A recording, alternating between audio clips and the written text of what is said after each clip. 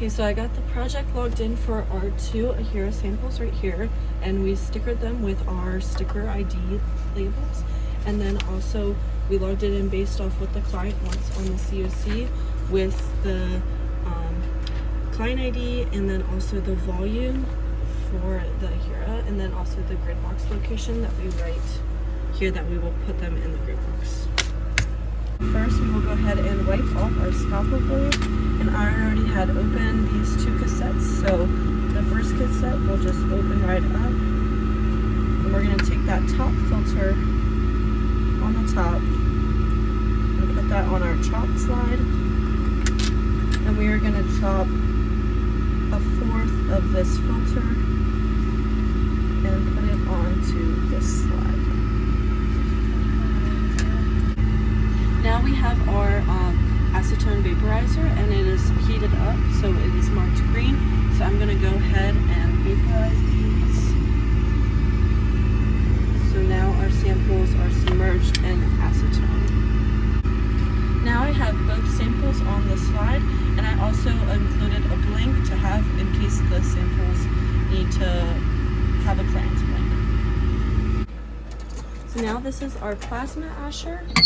And we are going to put these slides into our plasma asher. And then we're going to go ahead and turn the power on, this switch on, and then the oxygen tank on. And then we're going to vacuum seal it until it's vacuumed. And then we're going to wait until the number here will get to 387. Now that our plasma asher is to the right pressure, we're going to go ahead and etch it, and based off our recent calibration, we will etch it for 1 minute and 30 seconds.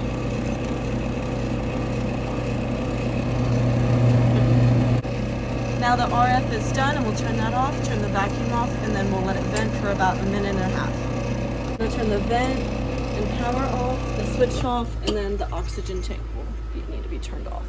And then I'm going to pull them out of the chamber and grab the slides.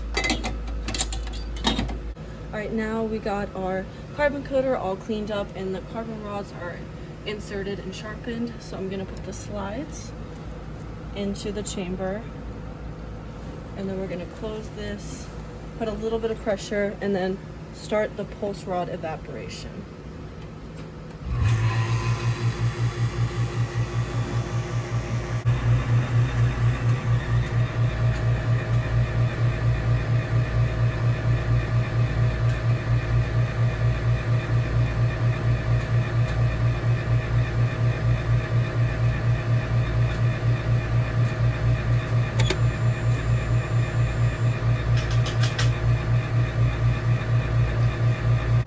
Now that the pulse pod evaporation process is complete, I'll press OK, and then we're going to vent so that the chamber will release.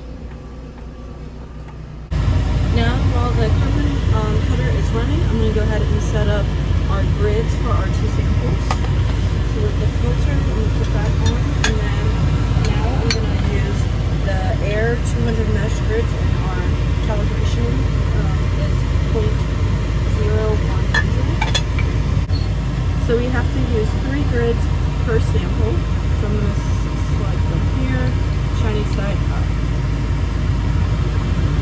Our sample is carbon coated, and we're going to go ahead and cut the filters to put onto the 2 grids. So we're going to cut the filter, and then we're going to use a little razor blade and get that. And then we'll have one here, and then the second one here. And then they will sit in this acetone bag for 30 minutes. And now that it's been 30 minutes, we're going to pull this here and cover it and let it sit here until it dries. Now that the samples are dry, I'm going to go ahead and put them in the grid box based off the grid box assignments that was created in FileMaker. And then this will go to the TEM analyst to read for analysis.